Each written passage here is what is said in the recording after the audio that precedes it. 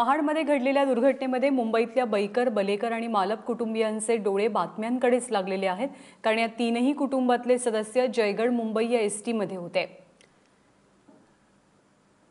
कांबळे लागवण या गावाकडनं काही लोक मुंबईकडे निघाले। यामध्ये शेवंती बैकर आणि दीपाली या दोन सख्या बहिणी बेपत्ता आहेत। शेवंताचे पती सुनील बैकर आणि तिचा भाचा अनीस बलेकर यांचाही अजून पत्ता लागलेला नाहीये। मुंबईचे अविनाश मालप सुद्धा याच बसनं प्रवास करत होते, परंतु यातलं कुणीही अजून घरी परतलेलं नाही किंवा त्यांच्याशी संपर्क होऊ शकत नाहीये।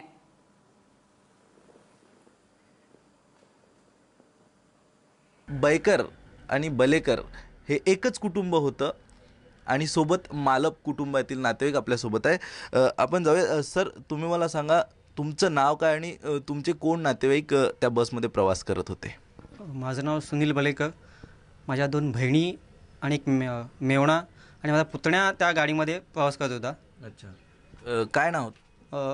सुनील बैकर, स्नेहा बैकर, दीपाली बलेकर आणि अनीश बलेकर। अच्छा, साधारणतः यांचं काय एज आहे आणि तुम्हाला कधी कळलं ही सगळी दुर्घटना झाली?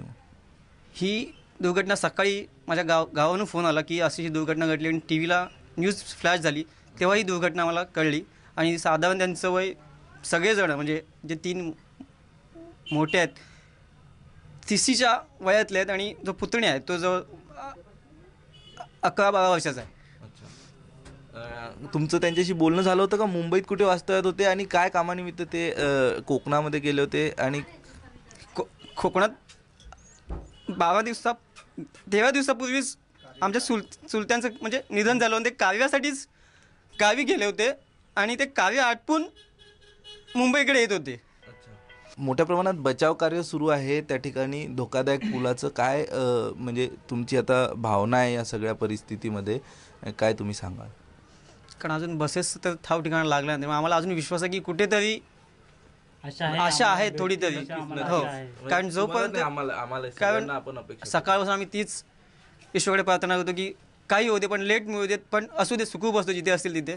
अविनाशचे काका आपल्या सोबत आहेत, त्यांच्याकडनं जाणून घेऊया। सर, तुम्ही मला सांगा, अविनाश कुठे गेला होता आणि नेमकं काय अविनाशबाबत म्हणजे प्रवास करत होता अविनाश त्याच बसमध्ये?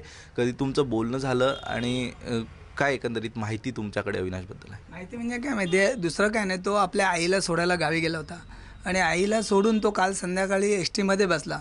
मग मी इथून असे न्यूज बघितल्यानंतर फोन केला घरी की अविनाश निघाला का, तर आई बोलली की तो जयगड गाडीला बसला। त्याच्यामुळे आम्हाला फार धक्का बसला। असं बचाव कार्य त्या ठिकाणी सुरू आहे आणि सगळ्यांना एक आशा आहे आणि आपणही सुद्धा एक आशा करूया। NDRF, त्या ठिकाणचं स्थानिक प्रशासन, जी यंत्रणा आहे त्या ठिकाणी काम करत आहे, त्या यंत्रणेला एक यश लाभो आणि सगळे जे त्या ठिकाणी बेपत्ता झालेले आहे ते सुखरूप सगळ्यांना आपल्या परिवाराला मिळो। सचिन शिंदेसह अक्षय कुडकेलवार, ABP माझा, मुंबई।